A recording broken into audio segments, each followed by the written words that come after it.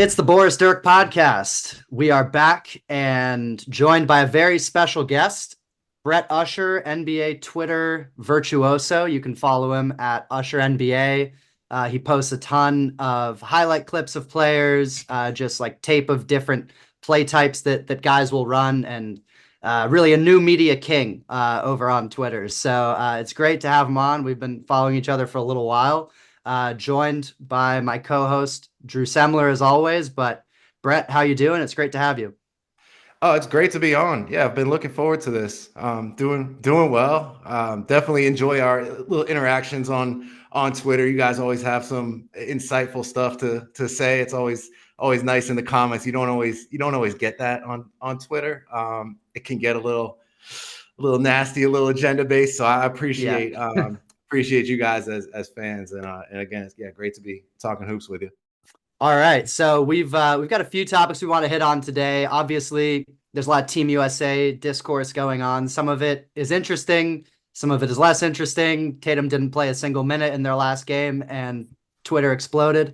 But the team overall looks good. So the first thing I think we have to start with is just the fact that these old guys just aren't letting go. And it's the reason why the talent is so deep in the NBA, because you've got the young rising stars like Wemby, Anthony Edwards, SGA. You've got the guys in the middle of their prime.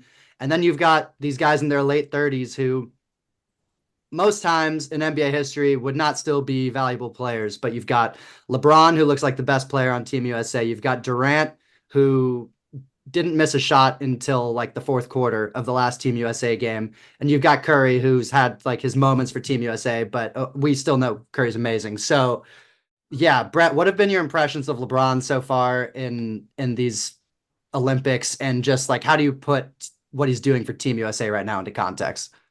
I mean, it's amazing for sure.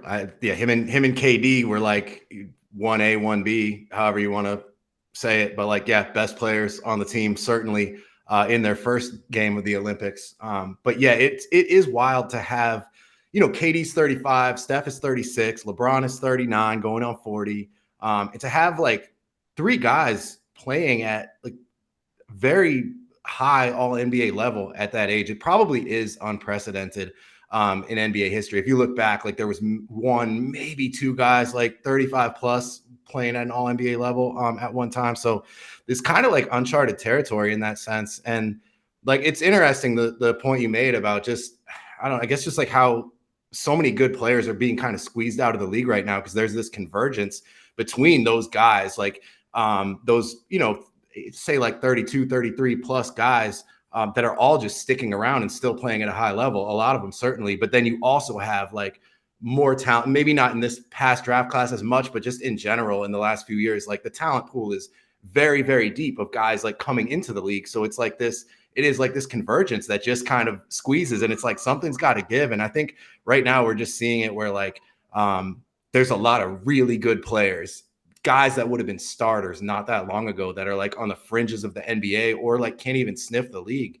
And that's unfortunate. And I think it all points toward expansion and the necessity of it, and the viability of it, really, when there's all this talent. But yeah, to go back to the Olympics, it's just cool to see, like, this is about LeBron. And like, I'm not like a LeBron stan or like, one of those type of LeBron fans. I love LeBron, but just seeing this kind of be about him and like a way to like almost honor him, like while he's still at the top of his game, is really cool. So I'm enjoying that thoroughly. But yeah, he's been nothing short of amazing.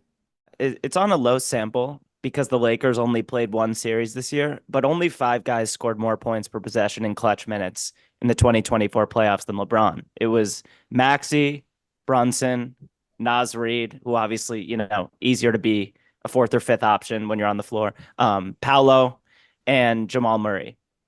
So, like, in a 5-point game with 5 minutes left, LeBron is still better than guys like Ant, Tatum, Booker. But overall, I feel like the gap between LeBron and the young guns is smaller than it's ever been, as it should be. He's 39 and a half. And as these playoffs showed, nobody's best player is good enough to transcend a weak supporting cast. But to Brett's point, it's really, really damn fun watching the LeBron Last Dance docuseries in real time. And like you Yeah. just see him living in the moment. Steve Kerr came out early and said like LeBron just showed up with fire in his eyes, like wanting to be the dude, wanting to be the quarterback of this team. It's crazy because I mean he's been a top 5 to 10 player for 20 years basically. Like maybe there's a couple injury seasons where you could take him out of that, but and I was getting ready to take him out of it this year. I do my exercise every year where I start thinking about who my, top however many players are, and the top four is very clear to me. It's all non-Americans. It's Jokic, Giannis, Luca and Shea, I think for me is my pretty clear top four. And I was having a lot of trouble with the fifth spot ahead of like Team USA basketball. Because like, is it Tatum? Because he just had this playoff run, but he didn't really look that great sort of offensively in the finals. Is it still Steph? That doesn't feel right. And now just watching this, I'm like, maybe it's just still LeBron. Like he might still be a top 5 player in the league going into year 21. And yeah, like all these greats, it feels like Kobe played forever. He was pretty much like his career was kind of done when he tore his Achilles at like age 34.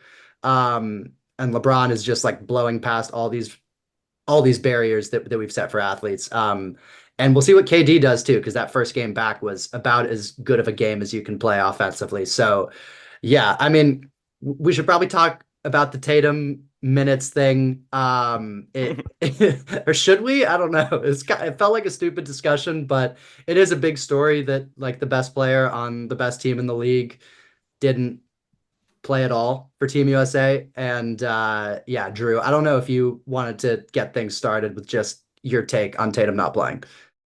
I'm open to the argument that Holiday and White are simply better fits for Team USA. Especially since it's become a more LeBron-centric offense than I'd expected. That makes me understand the Holiday and White fits over Tatum even more. The Celtics closing five was dominant this year, in large part due to the balance, depth, and I think it's just a rare circumstance where the best player on the champion doesn't play for USA or only plays a few minutes per game, and it's not completely insane. Um, Team USA doesn't need the luxury best overall player on the Celtics Tatum stuff. They need quick decisions, 3-point shooting, neither of which are Tatum's major strengths right now. With that said, it's still Jayson Tatum, and I think they got to find him 10 minutes, especially if they want his commitment in 2028 when the old guard can't possibly still be running the show. Yeah. Yeah, it was funny. I was watching that game, and like I think it was in the second quarter. I tweeted like something along the lines of like we got to see Tatum in the second half, right? Like they're gonna put him in because at that time I thought he was the only one that hadn't played. And then like I forget if I saw it on Twitter or just like was watching and saw it cut to Halliburton, and I'm like, oh yeah, I forgot about Hallie. And like as soon as I was like, okay, so it's two of them that haven't played, like that was a little bit different because if Tatum was the only one, like come on, like you got to put him in just to avoid like the discourse and stuff and just to like not disrespect them. But it's two of those guys, and they're both, I would call them superstars for sure. And like I think an important point with Tatum is that KD was kind of a question mark. Like they weren't sure when he was going to be able to play, how much he was going to be able to play. So, if KD doesn't come back for that game, like Tatum's probably playing relatively heavy minutes. He's certainly in the rotation. He's certainly getting off the bench. But KD came back, and like, I just think when you look at the box score, even of these games, like that 40-minute game, like it's almost like exponential in how it affects like the general like landscape of the minutes as a whole. It's like, whoa, like these guys are playing like nobody's playing a lot of minutes, and like really, and then you've got like Embiid play like 11 minutes. You've got Yeah. a few guys down there in that range, and it's like, what are you going to do? Just play a bunch of different guys like 6-7 minutes? Like I think the fact is that a couple guys weren't going to play, and that's who they went with, and it's hard to like really fault the coaches for that, especially like Kerr came out and said Jason's going to play against South Sudan, and I bet he plays a healthy dose of minutes, and somebody else maybe won't. And so I think as long as they do that, like it's no big deal. And I think too much has probably been made of it, but because it's Tatum, like it's pretty predictable, I think, how the reaction and the discourse went. I mean, it was already on all cylinders by halftime Yeah. of that game because it's the Celtics, and Tatum is also just one of those guys that gets a lot of hate. And I'm not surprised by it, but I think a little too much Yeah. was made of it. I do appreciate the questions about winning basketball that the Olympics and FIBA rules in general bring up. Like the idea that nobody thinks Drew Holiday is a top 10 player in the world, but no one's arguing that Tatum should be playing over Drew because he's just such a great fit next to the superstar talent. But yeah, the 40-minute game, it's crazy because I'm pretty comfortable saying Tatum is a better regular season floor raiser than LeBron at this stage. Like I have no doubts about that. Uh, but in a 40-minute game, it feels like a much larger portion of the game is crunch time and winning time. LeBron is more valuable. And then it's like, how do you build around LeBron? And then all these other dominoes fall that result in Tatum maybe playing significant minutes, like you said, if KD doesn't come out that strong. But it's just, yeah, it's super interesting. And it really makes me wonder if in general we should be more open to bringing more role players to World Cups and Olympics, guys that don't have to completely adjust their mentalities to fit into the Team USA setup. And to your point as well about like how like I was gonna probably get to something along the same lines of like if you're talking about over the course of an entire regular season, say like yeah, Tatum's probably a better bet than LeBron, but like not only is it the shorter game, but also it's a smaller court, and just like the style of play, like older guys can do just fine in this, and we see it on other teams too. Like that's all like I think like a 40-year-old point guard the other day. Huertas. Yeah, exactly. Yeah, was it Laker legend? Yes. Yeah. I couldn't believe he's still out there hooping, but yeah, that's been cool to see. And I think that too gets back to like what you were saying initially, just about these older guys like hanging on and still kind of being the top dogs in the pecking order in the hierarchy, where that might be surprising to people. Like people might be just of the mindset that like, Tatum or Ant Edwards is for sure a better option than like LeBron or Steph. And it's like, maybe not in this setting though. And I think that's kind of what we're seeing. It's like, I'm not about to play Tatum over this version of LeBron or KD that we're seeing. Like, no way. Like these guys are better than him in this setting right now, which is pretty wild though. If KD is going, you're watching him shoot and it's like 5 for 5, 6 for 6, 7 for 7. No coach on the planet is taking a guy out when he's 100% from the field and just doesn't seem like he's ever going to miss. With Durant, his minutes are getting squeezed. It seems like, I mean, there's generally a front court logjam. Like it seems like Anthony Davis, there was a lot of clamoring for him to be playing more and Embiid to maybe switch starting spots with AD and come off the bench, which is probably what I would do if I was running the team because it doesn't seem like Embiid meshes that well with the starting unit. But at the same time, yeah, you're not taking out LeBron, you're not taking out Durant, and there's not that many minutes to go around. So yeah, you could, and this sort of transitions into next sort of discussion point. But in terms of guys that might make a little bit more sense, like to me, when I'm thinking about Team USA, I feel like you need to have one of Drew Holiday or Derek White on the floor at all times, just because they're such good connective pieces. They are fine going 2 for 2 from the field for the whole game. I mean, Drew Holiday's efficiency stats are just like off the charts in the Olympics, basically. And they're guys who are willing to do the dirty work of chasing over screens and hounding ball handlers full court, cutting backdoor, all those different things. Like if you have stars who are willing to do that role player stuff, like if I love Ant, but if Ant decides just he's going to chase guys around screens, he's going to defend like he's Drew Holiday and his hair's on fire, then you can play him over Drew Holiday. But to this point, he hasn't really demonstrated that. I think Book has like battled pretty well and kind of tried to make himself into a role player on this team, which I admire. But you might as well bring guys who are like seasoned with doing it, where you have White, you have Drew, and then I don't know if someone like Herb Jones or Mikal Bridges might be a better fit for the second unit of this team than someone like Tatum or even Embiid, where you have just like these guys who don't quite fit with like the ball movement style that Kerr wants to run and just the amount of star power on the team also.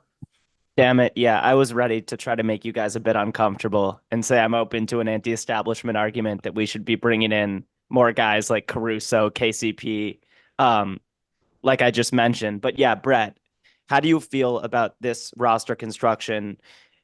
Is there anyone you would have brought to Paris who isn't on the team? One guy that you guys didn't mention that kind of jumps out along those lines is Aaron Gordon. Like he's just another one that I think could have been a really nice fit as just, he doesn't need the ball. He's just going to cut. He's going to get kind of opportunistic baskets and stuff. But yeah, I mean, just having Drew and White is great. I definitely see the value in that. And yeah, I mean, I would not be opposed whatsoever to maybe, if they had decided, say, to it almost doesn't feel like they need Embiid. The one matchup where I feel like he could be really valuable is against Jokic, and he wasn't all too effective in that. It's hard to say no to Joel Embiid. I think he's arguably the best per minute player in the NBA. I mean, we all know how good he is, but for one, I don't think he's quite right physically, whether it's the injury or just conditioning. I guess almost certainly some of both. But he's not moving great out there, but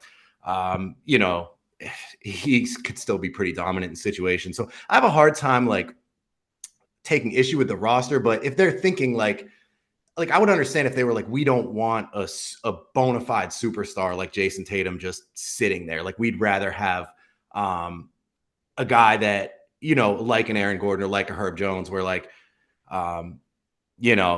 not that those guys are used to that role, and not that Tatum has complained about it either. That's the thing. If this was a thing whatsoever, within the team, a problem, then, I'd feel more strongly about maybe structuring the team a little bit differently. But hey, if those guys are going to be total pros about it and great teammates, they've appeared to be, Halliburton and Tatum and whoever doesn't play against South Sudan and whoever doesn't play going forward, as long as they're all cool with it and understand it, then I don't really see an issue. But if it was going to, drive a wedge in things to any extent, then yeah, you might be better off just having a guy with a smaller ego that's used to a smaller role in the NBA that can just contribute. But yeah, there's probably a balance between finding those role players that can do stuff off ball, that don't need the ball, that are going to be dogs on defense, but also you do want your best players too. You don't ever want to come up short on talent, because the talent is obviously out there in the rest of the world now. So I can't say I have too much of a problem with the roster overall. I think they did a pretty good job with it. Yeah, I think there's too much fuss over positional fit. All of these guys are such talented, interchangeable pieces for the most part. And so one of the only spots, I think in general, I have zero real issues with this roster, especially because Derek White is my favorite player in the league. And I think it's pretty awesome to say to young American basketball players, if, guys who don't have the most conventional path. I think he was a D2 guy. If you can pop at 27 or 28 and still make it to an Olympics for Team USA, I think that sends a really good message, especially with modern AAU crowning 15-year-olds kind of culture. So I'm into that, and I love Derek White's fit on this team. I think the Halliburton spot, I maybe would have gone somewhere else if it were up to me. Jaylen Brown deserved the pick. I mean, even if Jaylen Brown ended up barely touching the floor, I just think he deserved to be there. Or maybe you get a little more fun with that Halliburton spot and reward Paolo for his World Cup performance 2 years ago. Maybe you take a bet on Paolo kind of being, the leader of the next generation, or at least one of them. Yeah, I guess the only other question with Team USA, which kind of starts to dip into the next segment, but how are we feeling about Steve Kerr? Because we had the golden age with Mike Krzyzewski for a while, then Pop took over, and now it's Steve Kerr with a star-studded coaching staff. I'm kind of at the spot where, I feel like Steve Kerr gets way too much hate. I think Golden State would not have become the team that they became without him when he first got there. And the fact that Warriors fans, at least Twitter Warriors fans, just hate on Steve Kerr relentlessly is kind of shocking to me. But I'm kind of wonder if maybe Team USA is better suited having a non-NBA coach as the coach, like they did when Coach K was there, because then you don't have to worry about all the NBA politics game, and you can just have someone who's kind of totally divorced from the NBA, doesn't have to worry about people's egos and placating guys from different teams, or doesn't have to worry about coaching someone who might be on his team or is currently on his team. I'm sure there's no reason for it to happen, but if Steph was really struggling, there's no world where Steve Kerr would feel comfortable bringing him off the bench. And you just can sort of avoid those sorts of situations by having a college guy. But I'm sort of at the point where I'm in on Kerr as a coach, but maybe not in on him as the Team USA coach. Yeah, I think I'm in on him at this point, just because I don't mind. That's a good point too about kind of like the ego management and stuff. And then the other thing I was thinking too is like, I mean, FIBA's a very different game than the NBA. It really is. Like, I think that's obvious to anybody who's watched it. And so, like, I don't know, there may have been something, and it may still be going on, like just an adjustment period for him, really. But like, he's got some experience under his belt now, and like, I think he's gonna be only get better in this setting. And like the assistant coaches, like he's got Ty Lue, he's got Spo. Spo, Mark Few, right? Like he's got a nice little staff there. So like it's pretty hard to like complain about that. Yeah. And I'm with you. I think he gets way too much hate. Like coaching's always hard for me to talk about, kind of, or like it's hard for me to evaluate coaches, like, because I don't really know that world. Like, I'm not a coach. Like, I'm not a huge like X's and O's guys. Like, it's just, I can see the surface level stuff, but like, he's got 4 NBA titles in a relatively short period of time. Like, he's a great NBA coach. I don't see any reason why he can't be the guy for this team. Like, if you could go back in time, like, I don't know, maybe there would be arguments for like a great college coach, or like an American who's coached and been very successful overseas, like in FIBA competition for a long time, somebody like that. But I'm just fine with Kerr. And when you have players like this, like LeBron and KD and Steph, and the best of the best and the smartest of the smart, like, those guys, they know what they're doing. So maybe it is almost more about being able to kind of like manage the ego side of it a little bit. Like, maybe that actually is pretty important in this setting, because I think a lot of the basketball will just kind of take care of itself. Like, these guys know how to play. Just stop overthinking rotational flow and scrape together some minutes for Tatum. But overall, yeah, I can't think of a better guy to make it all work than Steve Kerr still in 2024. Yeah. It's fine if Celtics fans things get a little harder for them. They've had a pretty easy life the last few years. All right, moving into some buy sells. We've got a few different statements that I'm just gonna say, and you guys can tell me if you're buying it, like you think it's real, or you're selling it. I'll start with Brett for this one. In 2028, the Team USA team at that Olympics, do you think the best player on that team is on the current Team USA roster, or was either left off or has yet to join? This one's tough because, like, so first of all, like, Steph's going to be 40, KD's going to be 39, LeBron's going to be 43, right? So, like, I think we can rule those guys out. Maybe not KD all the way, just because like his game is going to age so well, and it's also so well suited for this type of basketball. But I'm going to rule those guys out. So like, you're looking at Tatum, Ant Edwards, maybe Book. Mm-hmm. I don't know that I see him being like the best player on the team, though. Like, I feel like it's like Bam is on the younger side.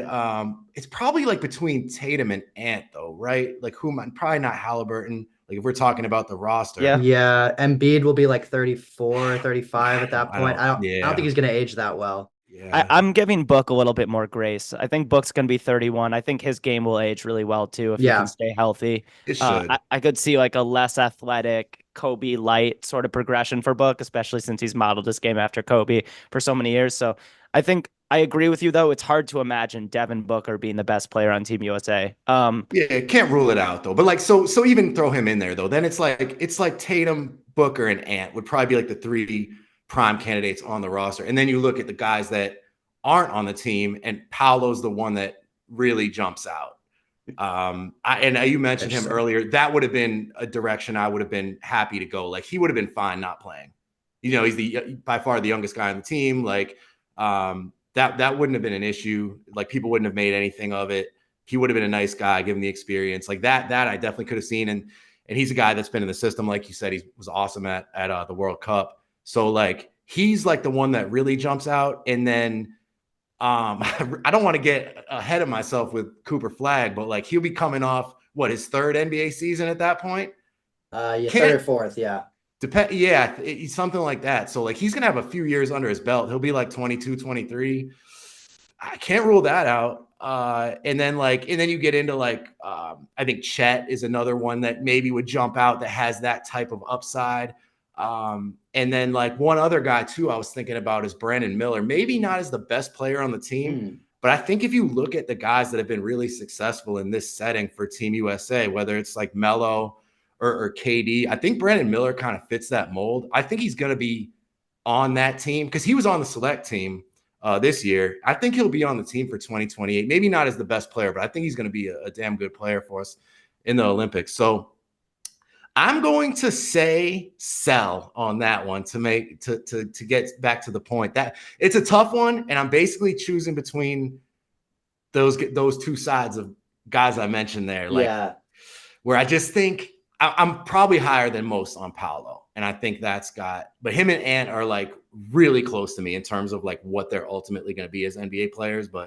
And then there could also just be a wild card, like some guy that's really young now that just makes a couple of massive leaps before then. And like somebody that we wouldn't even name right now. Because that can happen too. So I'm gonna slightly lean to the sell side on that one. That's a great question though.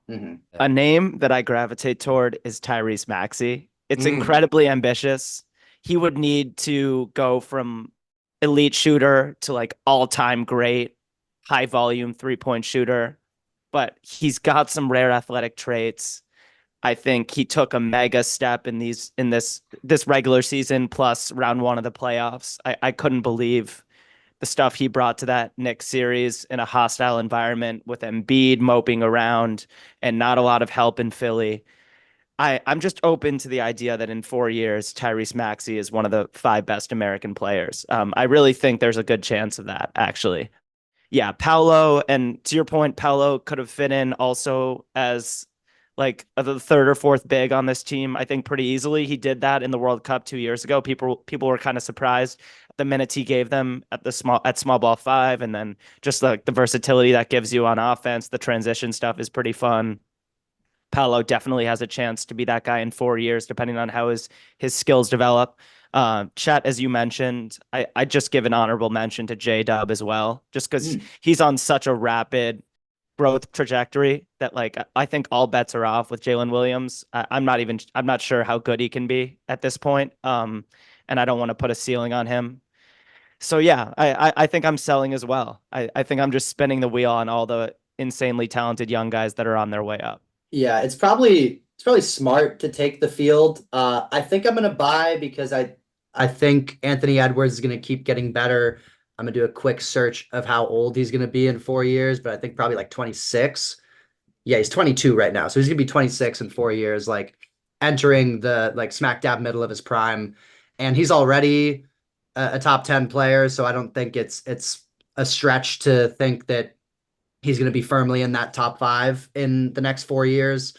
So I'm probably going to buy just because I don't know if any of the field I would bet on to be in that like perennial MVP tier of player.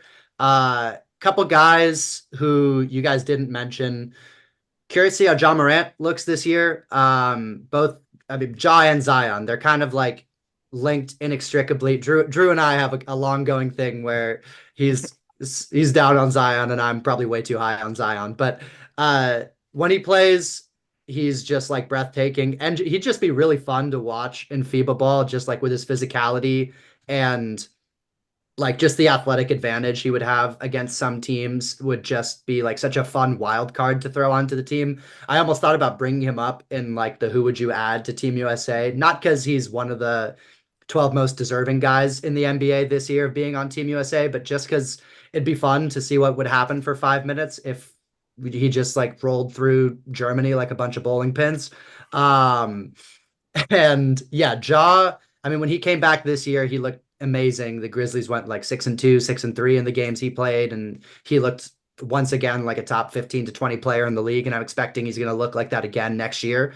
And then the one other guy, which is, I mean, it's a homer pick, but I think he's a top 5 American player right now, is Jalen Brunson. And the amount that he's improved every single year is, it's, you don't think he's 27, so he's going to be 31 in 2028. You don't think he's going to keep improving at that age. You would kind of assume he's like as good as he's going to get right now, which to me is like a, somewhere between the 8th and 12th best player in the league.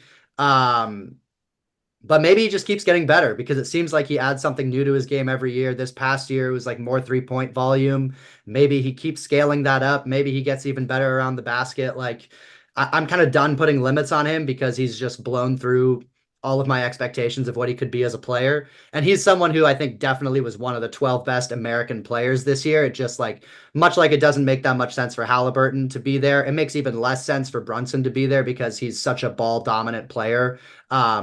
Even Halliburton can play off the ball a little bit more, but he's someone who I would at least throw into the discussion just because I think right now he's probably one of the 5 best American players.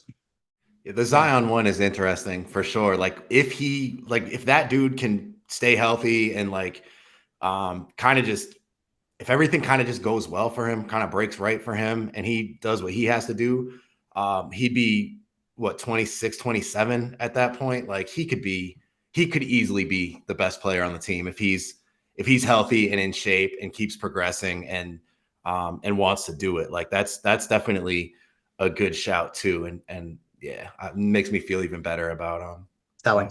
about selling on that one for sure. But it's tough though, because it is tough to just be like Ant Edwards seems like such a natural choice. And Tatum too. But like Ant has a little more like best player on the biggest stage energy to me. But yeah, that's a tough question. I really hope, just plug for AJ DeBonsa, who's 17 years old. He definitely won't be the best player on Team USA in 4 years. His chances are even below Cooper Flagg's. But if somehow he's on the team in 4 years, it means everything's going right. And I think he is that ridiculous a talent that he has a chance. Yeah. All right. Next, buy or sell. The top 4 teams. So now we're getting away from Team USA basketball, more towards like offseason NBA preview stuff. This one is the top 4 teams in the East. You can think of that however you will. I sort of have a pretty clear top 4 in my mind, are better than the top 4 teams in the West, which has historically been the much better conference. Drew, I'm going to start with you for this one. How'd you feel about top 4 in the East? I think I'm selling. I think I need to see the Knicks with Mitch as the full-time regular season playoff 5. I need to see the way things mesh in Philly. I need to see how healthy Dame looks, how spry Dame looks. And I think he's 33 now, 34. And it's also been a couple of years since we got a full strength Giannis in the playoffs. As much as I believe in the ceiling for a bunch of these East teams at the top to compete with the Celtics, I'm still sticking with West. I'm gonna buy on that one. I think I'd take, if we're just talking top 4, I think the East is slightly stronger. A lot of that has to do with Boston. I think just being, I mean, obviously the defending champs, but like just kind of the far and away the best team, like heading into the season, like overwhelming favorites. Certainly in my mind. So like that carries a lot of weight where like, because it kind of depends how you look at it. Whereas like if you were doing matchups and say even if the West won 3 of 4, but like that Celtics matchup is by such a large margin, like that almost like, carries the East there. And I don't even know that would be the case because like, all right, so we're talking obviously like Celtics, Knicks, Sixers, Bucks. And that's my top 4. Yeah. I mean, if I was putting it in order, I think something like that probably sounds, I'm really high on the Knicks. And then in the West, the West would of course be Minnesota, Denver, Dallas, and OKC. Like OKC would probably be the top one, but in whatever order. I'm gonna lean slightly on the East. Like, and maybe that's part of that is just kind of my optimism, like where I think Philly, maybe the Paul George acquisition even swung it because like they clearly got better. And I'm assuming health, right? Like I'm assuming like Embiid plays at least, 55 games and is healthy for the playoffs. I'm assuming PG, like a catastrophic injury could obviously change all this, but I'm assuming like it kind of slightly optimistic expected health. And then the Knicks got way better. The Sixers got way better. And I think the Bucks are going to bounce back.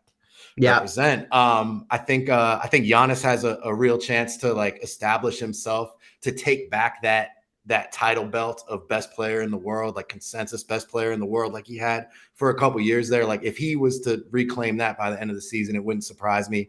And I think we'll get a bounce back year from Dame. Like we've heard what he said, like he came in out of shape.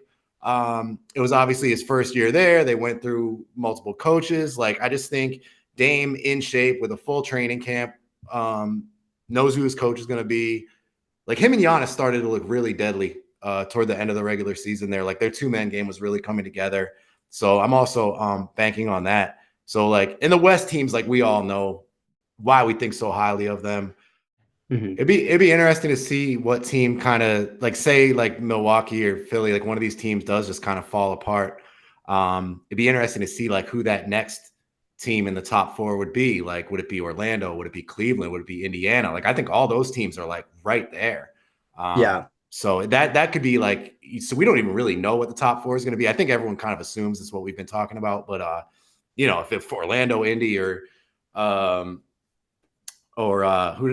Cleveland even. Yeah, even Cleveland wouldn't surprise me at all. That might be a team that's getting slept on, but I think any of those three could also get in there. So like just the overall strength of the East is, I don't know if it's not stronger than the West overall, but it's definitely getting there.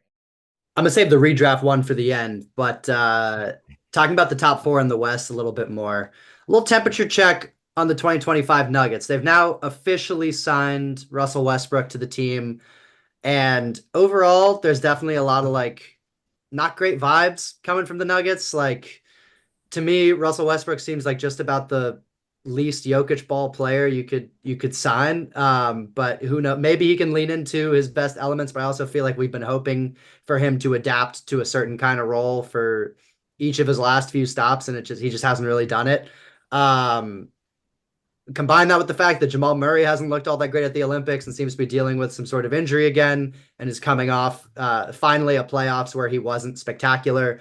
The bench is worse than it was last year, and that was kind of already a weakness. So, Brett, what's your temperature like on the Nuggets? Do you kind of feel like the sort of despair is a little bit overblown, or do you feel like they're really a significantly worse team than they were before? I don't think they're significantly worse. I mean, yeah, losing KCP hurts, especially on top of losing Bruce Brown the year before. Like these are just really valuable guys for their team. I think they're banking heavily on internal growth and development. Christian Brown, I think, is presumed to be sliding into that starting two guard spot. I'm a big fan of that kid. I think he's awesome. He's obviously not quite the shooter that KCP is. He's not a great shooter, but he's not bad. He shot, I think, about 38%, albeit on pretty low volume from three last season. And then Peyton Watson's like the other kind of big development piece there where like, that would go a long way if he can kind of turn into the player that I think he can become, but maybe this coming season. And then also Julian Strawther is a guy that dealt with some injuries last year, but I'm a big fan of what he can offer as an offensive player.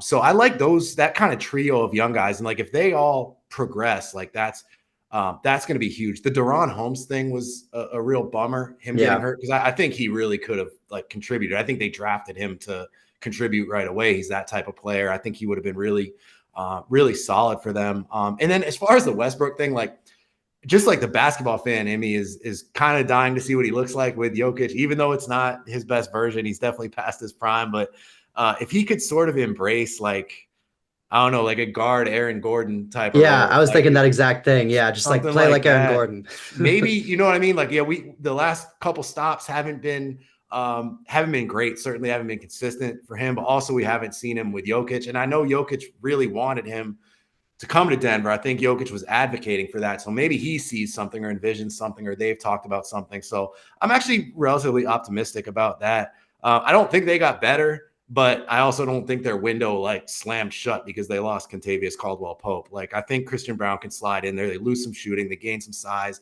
defense, athleticism. And they still have MPJ. It's not like they don't have shooters. But yeah, I mean, the bench is going to be pretty young, probably a little bit shallow. They've lost some quality players, but I just think that's kind of how it goes sometimes. And obviously still have the best player in the world. But the Murray piece is big though, because you're right. Like he hasn't looked right in the Olympics. He didn't look right in the playoffs. I don't know exactly what he's dealing with, but he's just lost a little bit of juice. And like he's so important for this thing to work. Like they're not the same team without him. So he needs to be on the court, and I think he needs to be at his best. He had a pretty nice regular season. If he can just kind of get back to that level, I think they'll be just fine. But if he's dealing with injuries in and out of the lineup or hobbled, not playing his best basketball, just looking slow, like then maybe they do take a step back. But we'll just have to see and hope he can kind of get over whatever he's dealing with now. Yeah.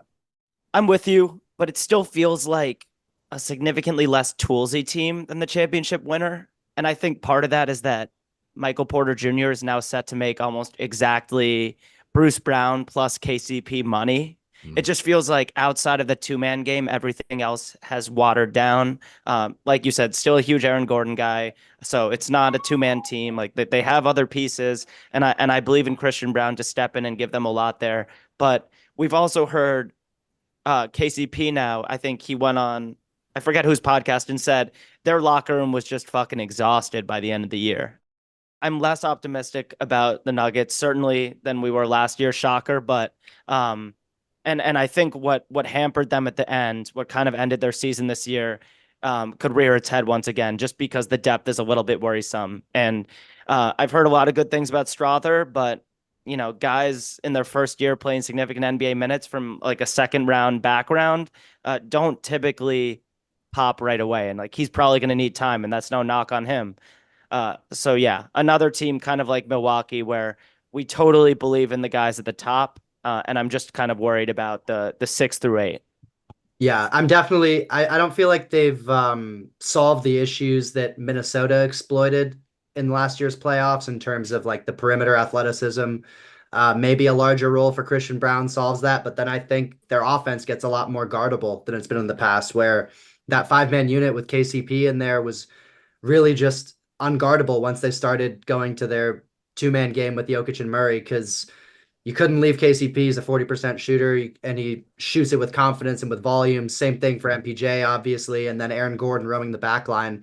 You take, like, as Drew said, it just feels watered down, where you take a little piece of that. It's not 40% with a lot of confidence. Now it's like 35% with, like, maybe he hesitates on a couple threes that he should have taken just, like, immediately, and the defense doesn't pay attention to a lot of the guys coming off their bench in the same way they would have paid attention to a KCP. So, yeah, I definitely feel like the Thunder have probably passed them by in terms of just like odds to win the West. I'd still probably have the Nuggets second just because of the sort of inevitability of that Jokic Murray combo. But yeah, in general, I just don't love the vibes that have been coming out of Denver all summer, basically. You got Calvin Booth saying all sorts of like kind of he's been kind of a stealth weird quote machine over the last few years where like I don't know, he's sort of like basically let it go that KCP was leaving before KCP left.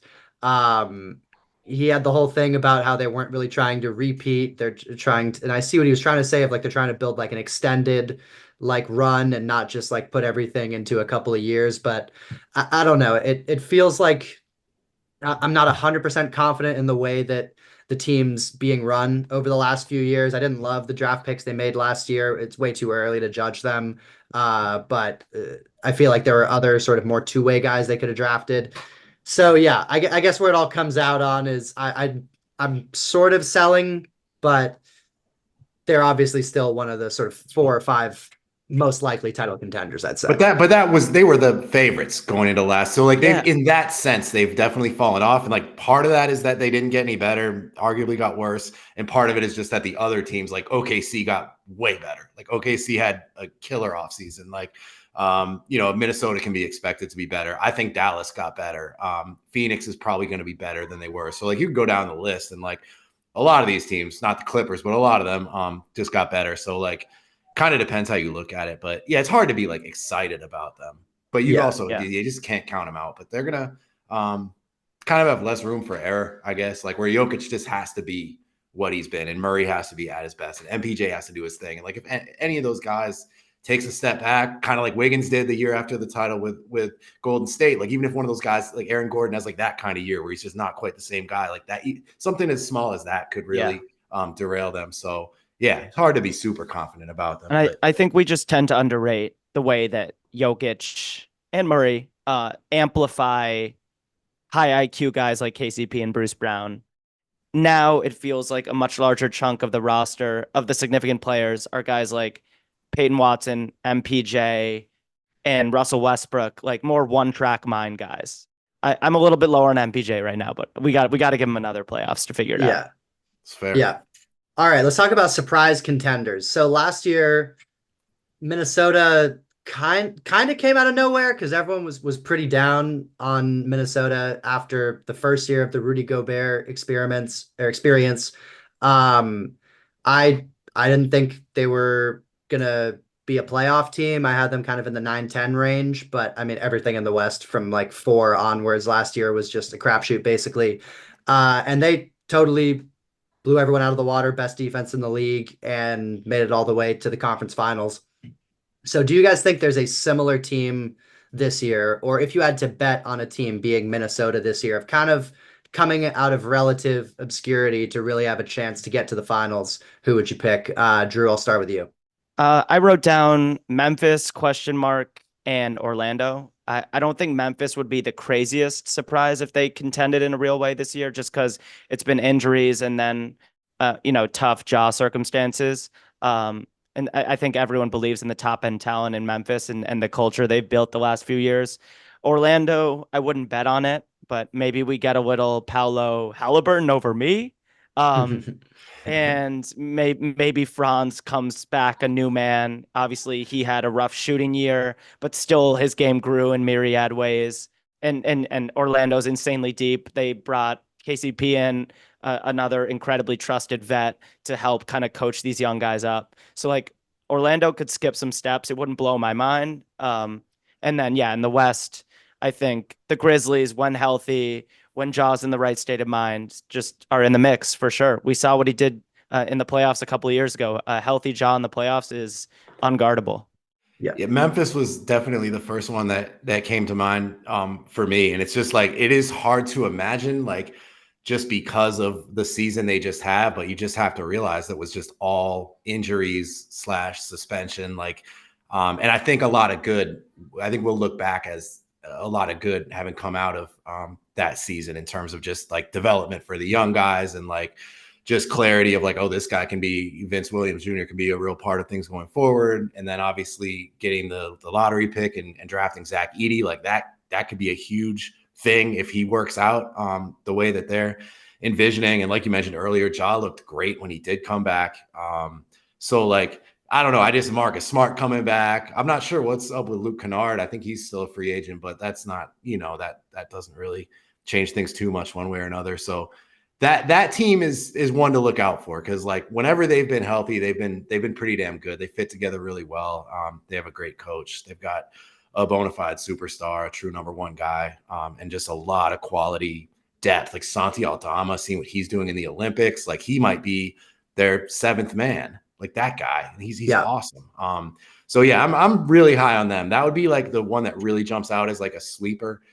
In the West, if they can be considered that. Because I think a lot of people are kind of thinking like we've been talking about too, like that there's good reason to be high on this team. But I'd say they're a sleeper based on the season they just had and some of the question marks still. And then I'll do an East one too, though. How about Orlando was a good shout. I'll go Indiana. Again, I don't know. Do they qualify as a I think they qualify. I think so, but just because of the way people would probably think about their chances right now, like despite their a really nice season and a successful playoffs. But yeah, that would probably be the one that I don't think anybody would really name that. I think they're really good. And again, the East is going to be tough, but I think they're just like right there in that next tier and they could surprise me. They could, if they won 50 games, it wouldn't shock me. I don't know. They could almost be almost like what Dallas was in a way, like just where, I think that's maybe where people are at with them heading into next season, and then they just roll through. But I'm a big fan of that team. They re-signed them hard, but just Halliburton and Pascal Siakam, like those two guys having developed some chemistry, going through training camp, full season. They've got a great coach. They've got an identity. They've got they're very deep. They may not be quite as deep as the Knicks, but they're in that conversation. They're bringing back Obi. Like, I just love the way that all their pieces fit together. And they're obviously not going to be like a defensive juggernaut, but like maybe they could just kind of outscore everybody like they were doing for a lot of the season, where they would give up 130, but they would score 140. Yeah. So that would be like a kind of a more of a real dark horse, but I'll go with Indy. Yeah, and they're kind of and similar to Dallas too. There's just like some teams they match up really well with. Like Right. a Philly Indy series would be a really interesting clash of styles with like I mean Embiid trying to keep up with the pace that Indiana plays at would just be kind of I would be interested to see how he would adapt to that. But then you also have a guy like Maxey who would be like, oh, hell yeah, I love this pace. This is like the Right. best thing for me. So they're a team where similar to Dallas, if the matchups kind of fall their way, I could see them just making another run Right. similar to last year, I guess. Yeah, I wrote down. I mean, they're not a sleeper, but the fact that Milwaukee is eighth in title odds, I think, is way too low. I think they should be more in the 4, 5, or 6 range, closer to like the New York Philly range of things. Um, Memphis, I wrote down in terms of like Ja Revenge Tour. I think Desmond Baines might be the most underrated player in the NBA. Jaren Jackson, I think, is very underrated now because he had a pretty disastrous FIBA World Cup and then followed that up with just sort of this Memphis season where like no one really paid any attention to them because they were at the bottom of the West with all their injuries. So having him back, Bane and Ja, like that's a proven big three. Taylor Jenkins has proven he's a regular season wins machine. Like I don't know if I'd give them top 4 title odds in the West, but I do think I'm probably going to pick them to finish in the top 4 regular season wise in the West, just because that's what they seem to do every year that they're healthy. And then Edie, I think, yeah, he adds a really interesting element to their team. I'm really curious to see the first few months. Like, I'm sure there's going to be a ton of like mic'd up clips coming out of guys standing next to Edie for the first time and being like, Jesus, this dude is big. And I want to see what it looks like when like the best post players in the league try to back him down. I want to see what it looks like when teams try to put him in pick and roll. Like, what's Memphis's plan for him? Are they going to be starting him at the 5 next to Jaren? Is it going to be matchup dependent? I'm just he's one of the more fascinating players in the draft, and it's funny because he's been in our lives for so long that we feel like we should know who he is at this point, but it's just because the college game is so different from the NBA game that it still feels like such a massive wild card of what he's going to look like when he actually gets on an NBA floor. And like there's a world where it's just like, oh, he's too big for everyone. You can't guard him one-on-one, and he should have gone number 1 in this draft. And then Yeah. there's also a world where the NBA doesn't play that way anymore. He's too slow to guard, and he's not an NBA player. Like He's got like the widest range of outcomes, like because I agree, man. Like, there's yeah, definitely a world in which he's the best player in this class, like far, yeah. like. But to add to the mystery too is that like he barely played in summer league too. Like if we had seen that, maybe we'd have a better idea. But the little bit that he did play, it was pretty encouraging. He But dominated Walker Kessler, yeah. he did, man. Like he could be a real problem, and like that's the team that was like it could be a perfect pick for them, for him to fall to them there. Like, yeah, that's gonna be fun to see. Could be a game changer. For real. Yeah. And the world is going to get to know Vince Williams Jr.'s name because it's interesting. He broke out on a really bad team, and he's a guy who is built to play on a really good team, and is going to complement the top guys in Memphis so well with the full team back in action. So they have Gigi Jackson as well, who I know a lot of guys in Memphis are super optimistic about. I've been lower on Gigi for a while, but his talent level at 6'8" with like his movement skills and like wiggle on the ball and ability to get into the paint and finish over guys, it's definitely rare. I'm not sure I see him as like a winning player long term, but not, most teams don't have an 8th guy who brings that kind of pop to the table.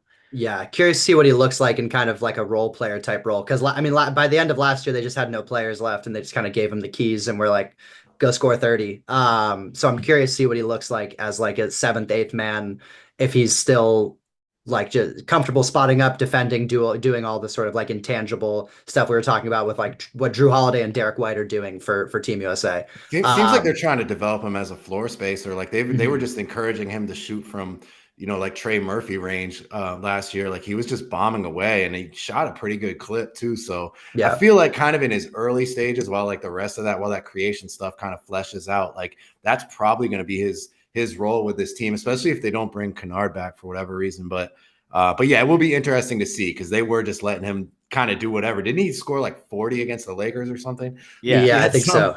He had some crazy late season explosions. But again, like just like that he's probably a lot further along than he would have been if not for that sort of disastrous season in Memphis. Just all those reps and just for them to be able to see what he can do. It's like, okay, this guy is going to be part of the rotation. He started last season on a two-way. Yeah. Like, so that's a huge win, even if he is just like the 8th, 9th man and kind of the back end of the rotation. To have a guy like that there, come on. Classic pedigree guy you swing on in the second round. Former 5-star, top guy in his class. Just bet on the talent and hope you can make it a lot prettier than it looked in college. Yeah, and he's still 19. Like he's younger than Reed Shepherd, who just went top 5 in the draft as a freshman. Like there's no doubt the ceiling is there, and I was lower on him in the draft process too, just because I just kind of hated the way that he played in college, like the shot selection, the lack of defense, the decision making. But he was also on a terrible team, and guys on terrible teams. We saw it with Anthony Edwards. That doesn't their play style on a terrible team doesn't always like equate to how they're going to play when things actually matter. So yeah, curious to see what that looks like. All right, Drew. Max, take us home. Speaking of draft, and speaking of Trey Murphy the third, actually, Brett posted on his Twitter the other day about the 2021 redraft, and I swear sometimes it feels like you read my mind because this is like the draft that I think about the most. As I feel like I have a much better handle on the last 2 drafts in 2020 than I do on 2021. Like I could see an argument for 5 different guys going number 1 in a redraft of this class, maybe even more. And I was also thinking randomly about Jaden Ivey the other day, and then you posted a Jaden Ivey highlight tape. So he's not in this class, but just a review for our listeners. This was the draft. Cade Cunningham went number 1 overall. You had Jalen Green, Evan Mobley, Scotty Barnes, Jalen Suggs, Wagner, Franz, Kuminga. Şengün went later. Jalen Johnson, Herb Jones, Trey Murphy. It's just a really interesting class of a lot of guys who I could see making an all-star team in their career or being like really high level starters on really good teams. But it's hard to see like the one like absolute stud diamond in the way that like even someone like Paolo or Ja, Wembanyama, obviously, Anthony Edwards. It's hard to see who that like clear number 1 is, and usually you have a good sense of that a couple years removed from the draft. But we'll do like a rapid fire of like top 5 from this class. Brett, do you have a guy who you think should go number 1 from that class? Yeah, I mean, there's 2 because I think there's 2 guys that can kind of be that still have the potential to be like a true, number 1 on a really good team. And for me, that's Cade and Şengün. I think those are probably the 2 with like the highest ceilings. So I think it would probably be one of those 2 if I'm like drafting number 1. Just based on that. It's tough though, because like if we look at last season, like I probably liked maybe some of these other guys more than Cade, but I still think he could be a number 1 on a great team. So like I think he's a guy you have to look at 1, but I don't know, man. I'd probably lean Şengün right now, which is crazy to say because he went so much later. And like, I understand he has some limitations and just, looking at him, he doesn't necessarily fit like what you're looking for a lot of the time in the NBA. He's not super long. He's not big. He's obviously a very old school kind of player, but man, that guy, like I watched a lot of him last year and he is a beast. I might lean slightly to LP on that one. Drew, where would you lean 1? He's so young too. He's probably the youngest of all these guys, right? Oh, I love it. I had Cade 1, Şengün 2. Yeah. I still just think Cade's combination of shooting, vision, pick and roll prowess, like he's a quarterback who just can get through all his progressions and has a really nuanced understanding of how to run an offense. Even though it hasn't translated to win so far, I really don't put a lot of that on his shoulders. I'm always buying the Cade stock as it dips a little bit in price. Şengün, I'm with you. Like, I don't blame you for betting on Şengün's creativity. It's all world creativity. And you can ask questions about his ability to anchor a defense because he's undeniably a center. But we asked a lot of these questions about young Jokic, and Şengün's not going to be Jokic. It's just very, very rare that a guy this early in his 20s is this comfortable. I mean, he dominated Wemby this year. Put and 45 on him or something. Yeah. Mm-hmm. And I liked Şengün, and before this draft, I didn't know that he had that angry dunking game too. Like he already has a compilation of some pretty nasty posters. And I thought he was more of like a strength and finesse, low to the ground big. I Yeah. mean, the guy was the best player on a 500 team at Yeah. age 21. Like that's something. And they were a good defense, and like so he didn't hurt them that bad. But and I agree, and with Cade, like it is so hard to judge him. Like one, because he's been on the Pistons, and two, just because he missed like basically a whole year, like his whole second season, right? So yeah, he's just I'm hoping for a big Cade bounce back, and I could definitely go either way on that one. We're gonna need a Şengün bounce pass compilation soon. That's the thing. As good of a scorer as he is, he's probably an even better passer. I mean, that Yeah. guy he's really something. Yeah. Yeah. Yeah. I struggled between Mobley and Şengün, which one I'd rather have, because Mobley is like everything Şengün is on offense, Mobley is on defense, and kind of vice versa, where I'm not. I mean, Mobley's more advanced on offense at this point than Şengün is in defense, but offense is also kind of more important, and I'm not positive Mobley's developing into like a really high level offensive player. But the defense is just so game changing that it's hard to pass up on him. So I kind of settled this Cade Mobley Şengün is my top three, but I could see arguments either way. Would you agree that Scotty Barnes would be the clear four, or are you throwing someone else into that mix? I'm taking Scotty's like right behind those first two. Okay. He'd be like three for me. I'd We're actually on the have same him. page, Brett. I've Scotty number 3 as I well. love it. And he's really for me, like I would be fine taking him number one, too. He was my favorite player in the class going into the draft. And like Wow. nothing's really changed for me. It's just Şengün's a lot better. And like Cade is just that, that type of player. It's almost like a lot of it is the idea of him, but Scotty's right there. And he'd be my third guy. He's for sure. Yeah. Mhm. I think people sleep on Scotty's like extremely rare physical tools. Like that man just has a body and like movement patterns that are built to be a star in the NBA. His shot is way cleaner than it looked at Florida State. I commend you for having him at the top as a Florida State prospect because it was messy and like his shot was a real question mark. He's a classic like big guy with vision whose game has benefited so much from NBA space and pace. His defense has been up and down, but like I just believe when that guy ends up on a really good team, he's going to be able to guard with his size and tools and competitiveness. Yeah. Yeah. So I think the most interesting part of this exercise is who's five, because I feel like the top four is. Would you guys have Mobley four, or would you have someone else four? I had Franz.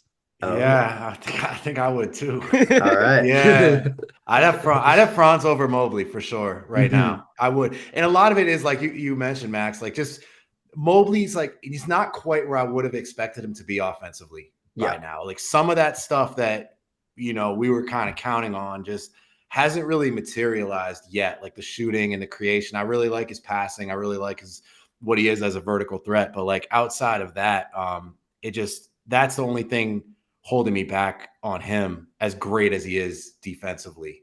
But yeah, Yeah. I would lean Franz slightly, and admittedly, I'm higher on Franz than most. Mhm. I'd have a hard time not taking Franz number one. That's why this draft is so crazy though. Like Yeah. I see the argument for all these guys, but I think I'd have Franz over Mobley though, Mm. slightly. Yeah, and I love Mobley. Like I he deserved every dollar of his, max extension. He's coming in at number 5. And I just think Franz's creation possibilities are more intriguing for me. I had a hard time deciding between Jalen Johnson and Franz. I think Franz is obviously a better player right now, but Johnson, he's more athletic. I love his passing. I love that he was already at like 9 rebounds a game last year. Like I think his size is crazy. His leaping is crazy. I think he can be a really good defender. And neither of them are like great shooters at this point. Franz at least like seems more willing to take them. Like he takes them on a higher volume than Jalen Johnson does, but Jalen still shot like 36% from three last year, and it doesn't look broken by any means. Like I think he can develop into a fine shooter. So with his like tools, passing, combination, athleticism, it's really hard to pass him up sort of at the end of that top five for me. And I know you're a fan of his, Brett. Yeah, I'm right there with you, man. Like that was the tweet was like, I don't know that I could leave him out of the top 5, like in a redraft. I'm that high on him. And I'm inclined to, because yeah, that the redrafts are interesting. And I think a lot of the reason that people said that that was crazy was because because they're thinking like, what have they done so far? Right. And like, okay, but is that what we're basing it on? Or are we basing it on what we think these guys are going to be in the future, kind of based on what we've seen? And that's where like, I think Jaylen is, I think he's going to be awesome. I think he's going to, I mean, he was awesome last year. I think he's going to be even better this season. Like, there's just not a lot of guys like that, like true, like top tier athleticism at that size, 6'9" with a 7-foot wingspan. Julius Irving type hands, like the biggest hands in the league, probably right up there with Kawhi, whatever. And the shot has improved so much. He might be a better shooter than Franz at this point from 3. Like Franz has kind of regressed Yeah. as a shooter. And then you look at the defense, what he is in transition, his playmaking ability. He's a great passer. Like I love that kid. Like, and he was another one that was really high in his class. Then after the one college season, his stock kind of fell, but I think I'm taking him. It sounds crazy, but I think I would take him over Mobley at 5th. I have some concerns. My other concern with Mobley outside of the offense is just like his frame. Like he's kind of got like a high waist, like kind of narrow shoulders. Like I don't know that I see him like bulking up in a healthy way that like his frame can support. Where like I think he might just always be kind of he's just like narrow. And he's obviously very skinny. And I just think even defensively, that could limit him. I almost see him as more of like a great role player, where like I think Jaylen could be more than that, like a number 2 on a great team. So I think I'm going to lean Jaylen slightly at my 5. And it's crazy because I've always been so high on Mobley, I feel like, but he'd be 6. But Yeah. I think I'm going Jaylen at 5. Jalen Johnson is a great story. 5-star prospect, number 1, and depending on the recruiting service you look at, in his high school class from Wisconsin, goes to Duke, can't buy a shot his freshman year there, and kind of has to confront his basketball mortality. He's no longer a superstar, falls to 20, like you said, another pedigree guy, and played so angry last year. Some of the meanest dunks you'll find from the 23-24 season were Jalen Johnson, with or without Trae Young, just cooking. I don't blame you. I still just what Evan Mobley has done as a defender and like the general feel. I think he's more than a role player. Like I think he's kind of gonna become a secondary star on a really good team. So I can't quite get there. Yeah, and when I say role player, so like I might call Rudy Gobert a role player. You know what I mean? Yeah. Like I mean like a Dennis Rodman a role player, like a great Okay. role player. Like he could. I mean, he was what was he a runner up to Defensive Player of the Year? He's been all defensive first team. So like elite defender. I don't know. I'm interested to see him this year though. With Kenny Atkinson's going to be coaching there. I guess Jared Allen is gonna. I guess they're gonna keep that duo together, but it would be interesting to see him in kind of like a different situation. I could be underrating him severely. We could have this conversation in a year and be like, oh, Mobley number 1 easily. Like that possibility is still out Yeah. there. And my thoughts on this class change every month, it feels like, of who I Same. would Something want. about it, man. What is it Yeah. about this? It's a great draft, obviously, Yeah. but it is one of those. I've gone back and forth on all these guys so many times, like where I like them all. Like this, I could name 10 that I love, but Yeah. the order of them would have changed several times in the last year for sure. It's possible Herb Jones becomes like a Derek White type guy where like, no, he's not better than, Şengün, but maybe Better, he's yeah. easier to build a winning team around than Şengün. So it's hard to think. Herb Jones could be on Team USA in 4 years. It wouldn't blow my mind. If he just continues to refine his game and the shooting stays as efficient as it's been, like he's an all-world defender. Last question, Brett. Is there a world where Josh Giddey goes nuts in Chicago, trims some of the fat from his game, and finds a way back into this top 5? Because there might have been a minute in the last couple of years where he was in the top 5. There was, and I think that world exists, that where he could get back there. Like he's one of the players I'm most excited to see next season, just because like he hasn't really been able to be himself in OKC. It's just a tough fit, like for the most obvious reasons. But like, yeah, the guy needs the ball in his hand, and I just hope that he's just like fully empowered to kind of be himself and do his thing in Chicago, and they really just let him run the show because I think he could be pretty awesome in that role. And we haven't really seen him there, like in spurts for sure in OKC, but and he's very, very young too. He was, one of the younger guys in the class. So I don't know if I would bet on him surpassing any of those, like even top 6, like including Mobley and Johnson that I mentioned, but there's definitely, it's definitely possible. It's definitely possible. I'm not ruling that out. But man, yeah, between those guys we mentioned and him and Herb and Trey Murphy and Kuminga is a guy, like he might be my pick for most improved next year. Yeah. And we haven't even mentioned him. Yeah. But No. he might go 7 for me. I don't know. He's up there too. Yeah. He looked great last year. Like he could average 20 this year. What a class. It's It a really crazy is. class. It really is. So like no disrespect to any of these guys. Like I think definitely like, we need to see more. And like it is crazy though, like 3 years removed from that draft, 3+ years removed, like we're still kind of having these conversations where like the top 6, 7, 8 even could shuffle around significantly. And like you said before, like we would usually know by now, have a much better idea. Thank you so much, Brett, for spending so much time with us. Everyone, like, go follow Brett on Twitter. He's a great follow at Usher NBA. Posts a ton of just basketball takes, highlights, everything related to the NBA. So check him out if you haven't already. And thanks so much for joining us. Yeah, really appreciate you guys, man. That was a lot of fun. Thank you. Absolutely. Thanks so much, man. All right, we'll be back soon, everybody. Peace.